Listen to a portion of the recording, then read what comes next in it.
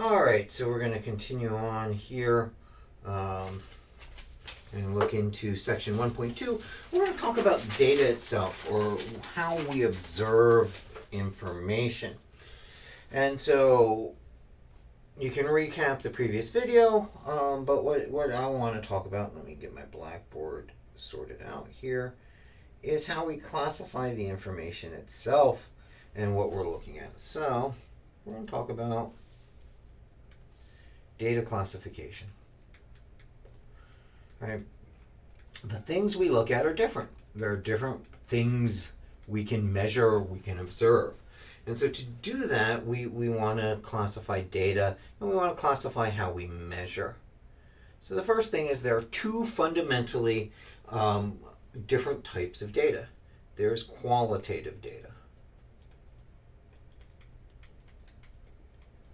And its root word is quality. Right? You can kind of see quality hiding in there. And the quality of something is usually not directly measurable, it's descriptive. And so qualitative data are labels, attributes, names. They're things that are non-numerical. Very common one I'll come back to over and over again as an example is eye color.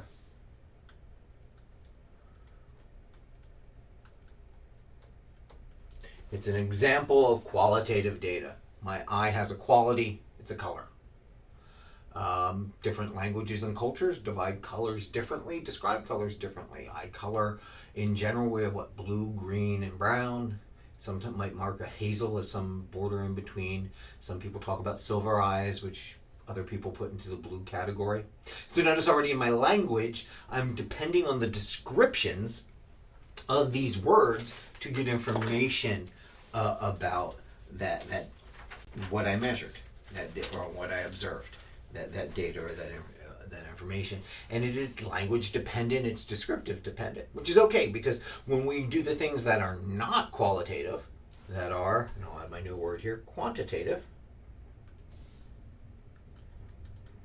and where quantitative, it's an A, has the root word quantity on it, well, those are things you can make numerical measures on.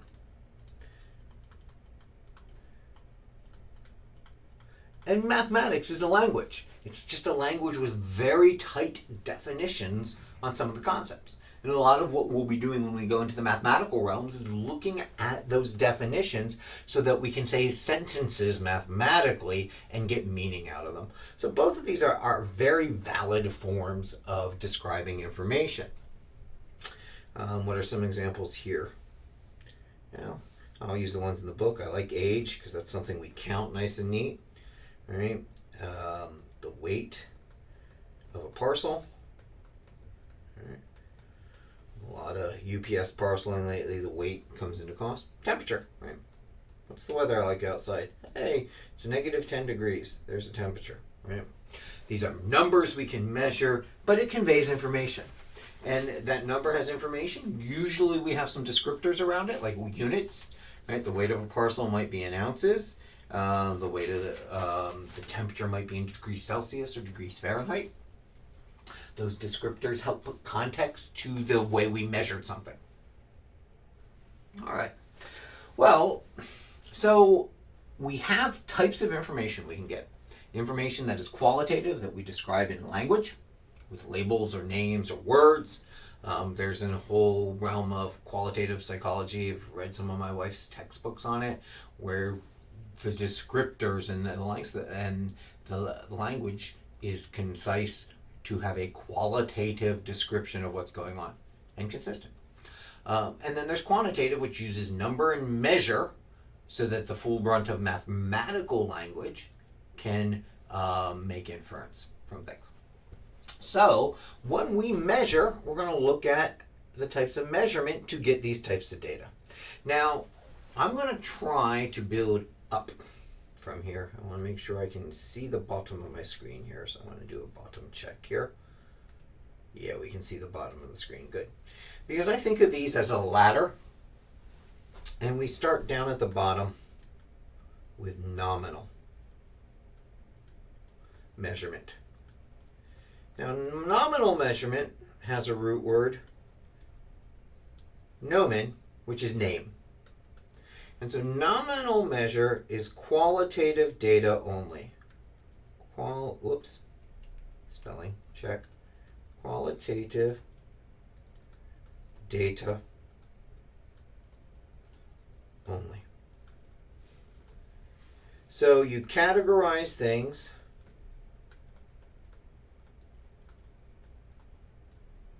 categorize your things, stuff, your data units, right? Using names and labels and attributes.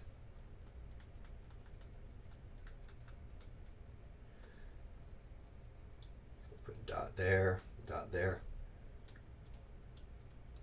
You can't do math with it,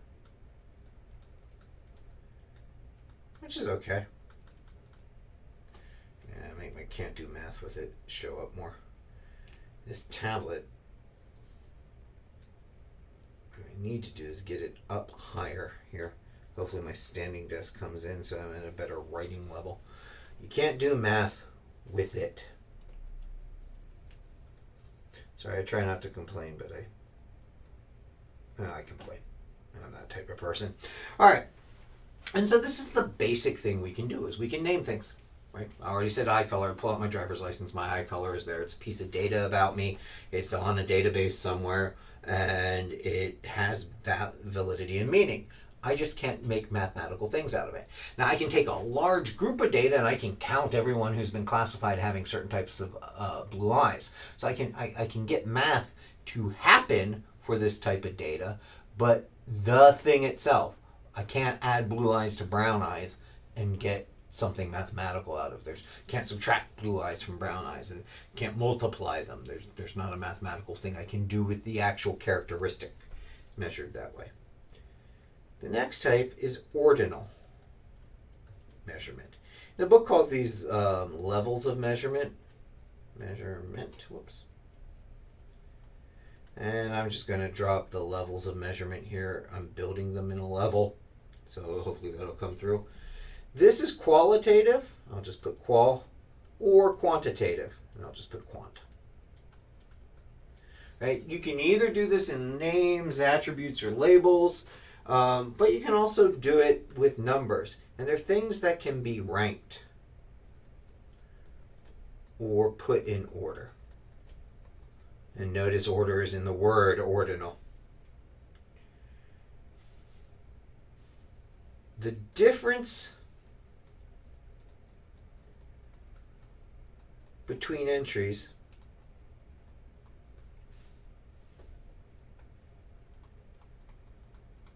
is not meaningful.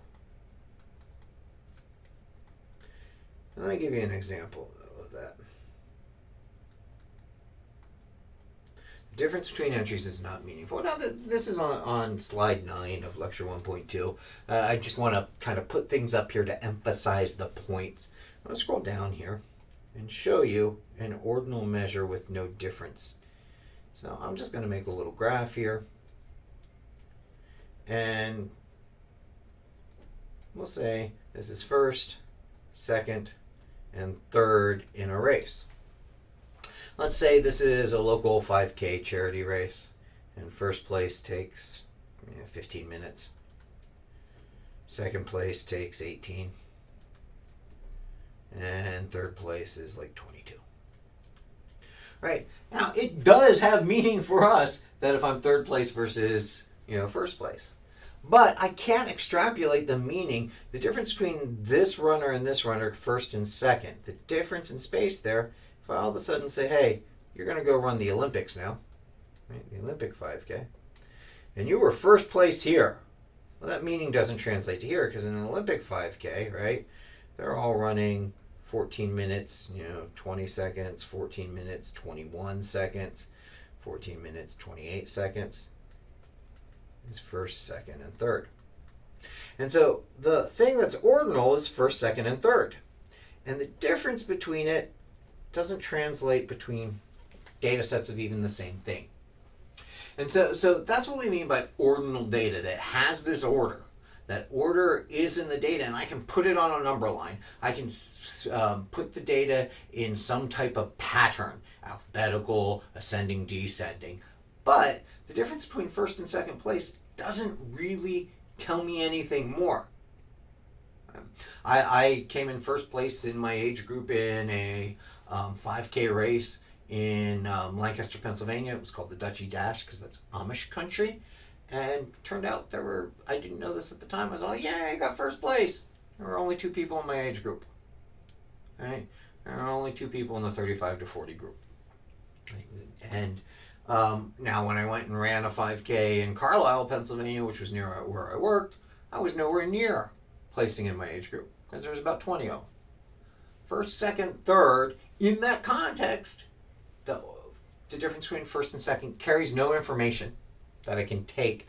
No more information. The difference between first and second doesn't tell me anything more about how those people ran. So, and that's what we mean by the difference. The difference between first and second can tell me no information. I could have a race where first place and second place are good, but then everyone else tripped at the starting line and they're all up here. And so the difference between second and third has no meaning. All right, so that's ordinal data. Oops, that got small. Let me make that bigger again. There we go. Let's go back up. We got 2 more levels of measurement. So there's nominal, there's ordinal. And notice we are adding what we can do to our measurement. We started out, we just had labels. Now we can put our labels in order, right? But the difference between them doesn't mean much. So we're going to create another level of measurement where the difference does have meaning. And we're going to call this the interval. Interval level of measurement. Notice I'm not rewriting the words level of measurement. They're implied.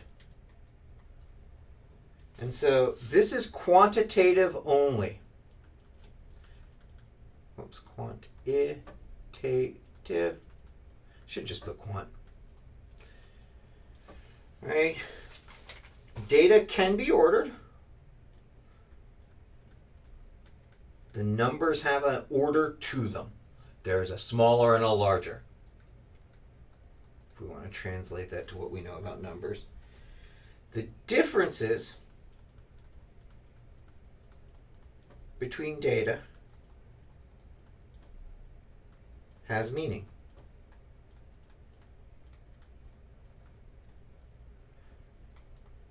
But the number 0 is a position, not an absence of stuff. And this is one of the tricks of numbers. I'm going to come down here and use an example. 0 can mean different things. Different types of numbers are used differently. We have integers, which are counting numbers. We have real numbers, which measure real things. Our different numbers work different ways. And sometimes positional numbers work differently than measuring numbers. So I could, and so what I mean by 0 not being the absence of something, if I am measuring temperature, right? 0 degrees is a temperature. 0 degrees Fahrenheit is a temperature. So that's not the absence of temperature. When I get 0 on the Fahrenheit, it's cold, but I can still go to -15. I can go colder. And so there isn't an absence of temperature there. If I look at years, which is what I'm going to do here, the New York Yankees World Series wins. World Series wins. All right, and so they won in 1923, 1927, 1928. And so these are what we mean by data entries. Each one of these pieces of information is a data entry.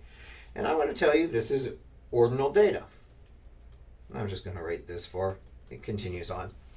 Now, why it's ordinal is the year 0 does not mean we ran out of years. Right? Just doesn't happen to be there was no World Series then, right? You know, the Apostles were not forming a baseball team. But the difference between entries means something, right? 1927 minus 1923 equals 4. And we can say it took them 4 years to win again. And so when we look at the requirements for ordinal data, right, the differences has a meaning. It's how long until the next set of that data. In this case, in temperature, it's the difference in temperature, right? But this 0 is just a position. 0 AD is a place in time, not the absence of years.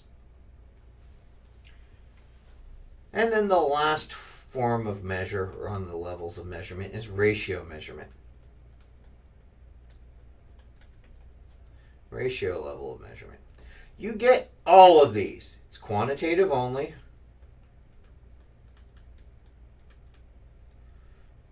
Ordered. Differences matter. Differences have meaning.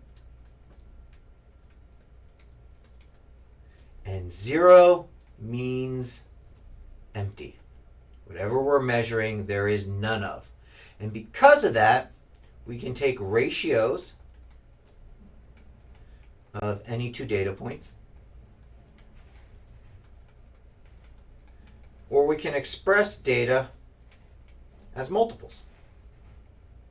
Let me give you an example of that. But I'm going to give an example of ratio measurement, but what I want to notice is we started at the bottom with nominal, and we built our way up, adding more features. Now what's really nice about these things is they kind of let us, when we're trying to get things out of data, pick how we measure things so that we get the most use out of it, the most ways we can describe things. So let me look at a really good piece of ratio data, which is rainfall. So I'm going to just write, this is on slide 20 of section 1.2, but we're just going to look at, we have rainfall in Orlando, Florida.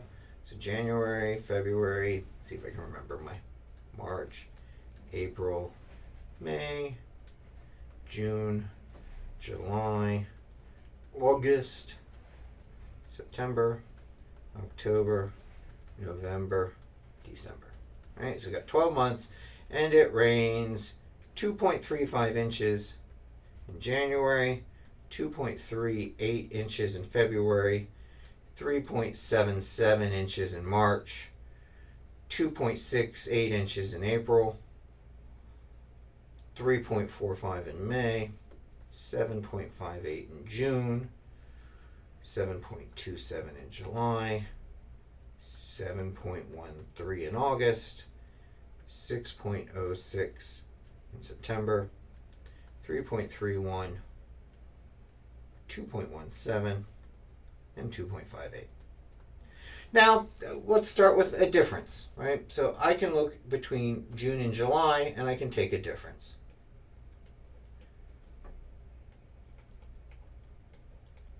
And that's going to give me 0.31. And I can say it rained 0.31 inches more in June than it did in July. That difference has a meaning. But I can also take, for now I'm just going to use March and June. And I can say I'll put 7.58 inches in my numerator and 3.77 in my denominator. Inches over inches cancel. So this no longer has a unit. And this is going to be important for how we use it, because unitless things I can multiply. So if I have this ratio that I'm getting out of here and someone gives me something in centimeters, I can still use the multiple. And so, let's see, 7.58 divided by 3.77 is 2. And I can say June had 2 times as much rain as March. Now what's nice about having multiples is, for example, let's say I had March in centimeters. Alright, so there's 2.54 inches in a centimeter. Alright, 2.54, or 2.54 centimeters in an inch. So 2.54 times 3.77 equals 9.58. Okay, so I could say this is 9.58 centimeters. Well, instead of converting, I know June was twice as much as March. So I can take 9.58 and multiply it by 2. And I have that in centimeters. These ratios give us a tool that we can mathematically use, especially when we start inferring from data. And so ratio data is nice. And these ratios and multiples give us nice mathematical tools to use. We get our differences and we get our multiplication, which means we can bear the full brunt of mathematics, having addition, subtraction, multiplication, and division.